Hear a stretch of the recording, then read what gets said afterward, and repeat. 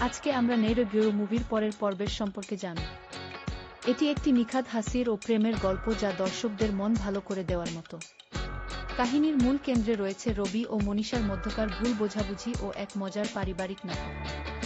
একটি কৃত্রিম চুক্তি বা শর্তের উপর ভিত্তি করে তাদের যাত্রা শুরু হলেও ধীরে ধীরে তা খাঁটি ভালোবাসায় রূপ নেয়।